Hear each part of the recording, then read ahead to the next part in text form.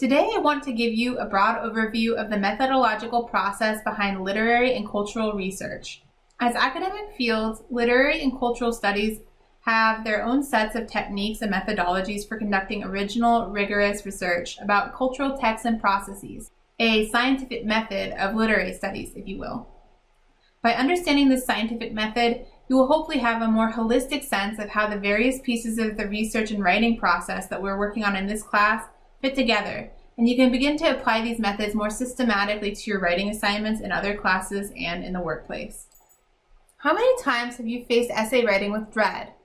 Whether we struggle from writer's block or procrastination, many of us, including myself, have faced the dread of finishing an essay at the last minute, pulling all-nighters, and feeling generally exhausted and miserable as we type the last lines of a hastily written term paper. However, this stress and exhaustion don't have to be permanent symptoms of producing a decent paper. The very best papers are products of careful planning, time management, and adherence to methodological best practices. But wait, what do papers about literature have to do with science? Stay tuned to find out. When most of us hear the English word science, we are likely thinking of STEM disciplines: engineering, physics, biology, chemistry, geology, etc. Some of us may also think of disciplines in the social sciences, which of course has science in their name, particularly those lab or fieldwork-based disciplines such as psychology, cognitive science, epidemiology, or sociology. But both the hard sciences and the social sciences use a mixture of quantitative and qualitative research methods. Typically, quantitative lab research is how most outsiders think of science: lab experiments, statistics, and formulas. That leaves the humanities, which primarily rely on qualitative research methods outside of our semantic associations with science.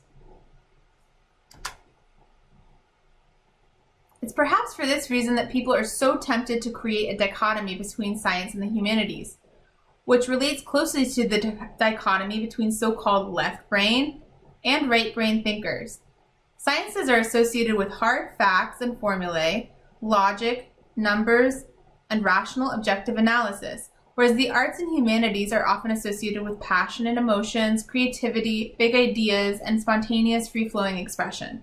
This dichotomy is perhaps why we are so tempted to draw comparisons between the two, whether sympathetic and harmonious, or defensive and judgmental, which, as we can see from these two mean-spirited memes, exists on both sides of this dichotomy. My point here is not to say that one is better than the other or to agree with either of these memes, but rather to show how strong this dichotomy is in our culture's imagination. So, in the cultural imagination, science, which we imagine as STEM disciplines, exists on a completely opposite pole from the humanities, with social science disciplines, when we consider them at all, occupying some space in between.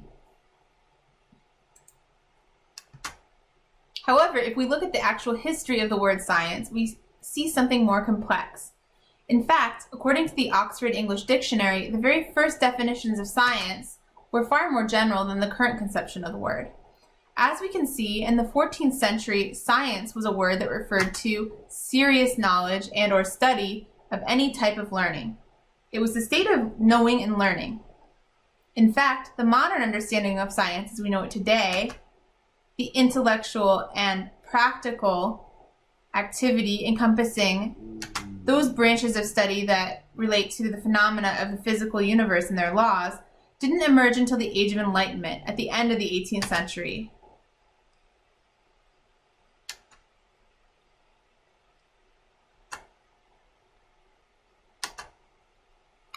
So, science originally meant something akin to today's definition of scholarship, or the serious study and mastery of any academic field of inquiry.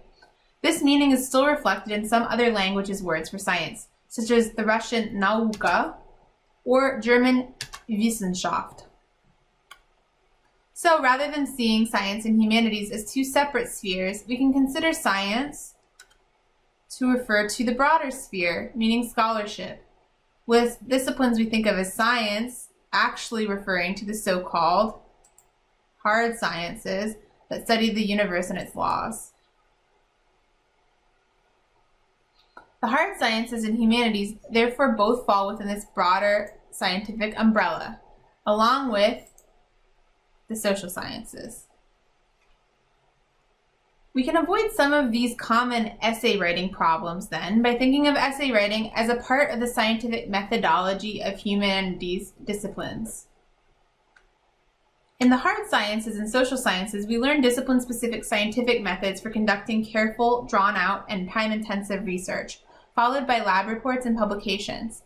As a category of scholarly disciplines, literary studies has its own forms of scientific method, which are mirrored in the writing and research methods we are learning in this class.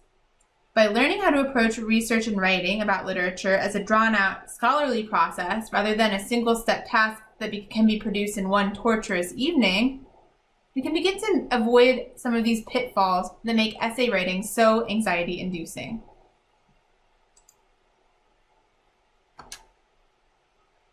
For the remainder of this tutorial, I'm going to briefly lay out a scientific method for literary and cultural studies that roughly aligns to the models for the scientific method we learn in secondary school.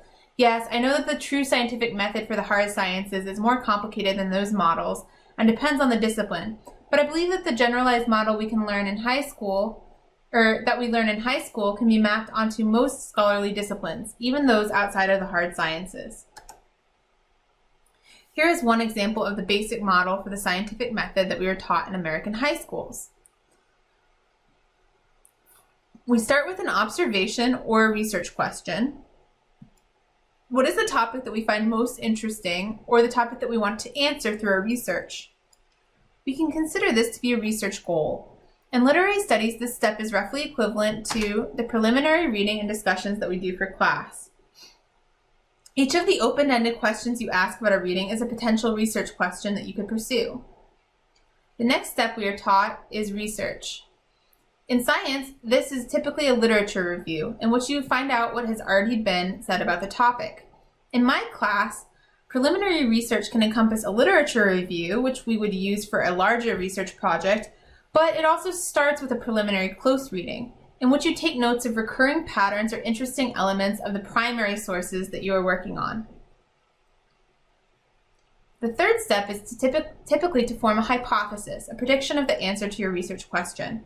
In literary studies, the hypothesis is roughly equivalent to a preliminary thesis statement.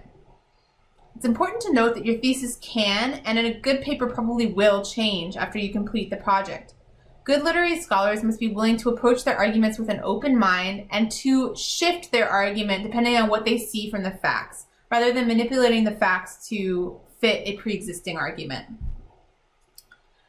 The fourth step is experimentation, or developing a methodology for collecting data. In literary studies, there's not a set methodology. This is to some extent determined by you, by locating theoretical frameworks to use and planning your basic argumentative and rhetorical structures with an outline. You will also receive feedback from mentors such as professors or senior scholars, and you should probably listen to what they have to say about methodology too. The fifth step is data collection. In literary studies, this is basically selecting which examples to use to form the basis of your argument and to work patiently with them, sorting the data and noticing patterns. It also includes seeking out supplementary sources. Perhaps some of the close reading has left you with questions rather than answers. At this point, you can start looking to answer those questions by looking for sources that will illuminate certain contexts or ways of framing your text. The sixth step is analysis, examining the data to see what it means in the bigger picture of your experiment. In literary studies, analysis is partially inherent in the observation process. When you put it together into a larger argument, you synthesize it. This is the step that takes place when you create your first full draft of a paper. Finally, the last step is to draw conclusions, comparing your hypothesis to the experiment results. In literary studies, this step is encompassed in the revision of the thesis statement and the drafting of an introduction or conclusion paragraph in which you examine the broader implications of your research outcomes. So here are the ways in which this method that I've just laid out translates to the various practical skills that we will be working on in this class and that are outlined in detail in the other writing tutorials. Since literary studies uses qualitative research methodologies, you will likely find yourself completing some steps simultaneously or somewhat out of order. The truth is that the scientific method is a good metaphor for literary research, but it's not a perfect equivalency. However, we can think of the steps as follows, and these again equate with other writing tutorials that we will be doing this semester. First step is reading and class discussion prep. This is what will help you determine your preliminary reading and research questions. The second step is a close rereading of the parts of the text that you find interesting, brainstorming, and techniques such as the observation inventory, which are intended to help sort out your thoughts before coming up with your preliminary thesis statement, which is step 3. Step 4 is outlining and selecting a scholarly lens.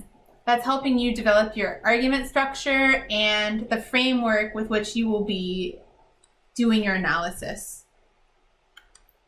As we can see, the fifth step is sort of a conflation of both collecting textual evidence and supplemental sources and analysis and synthesis.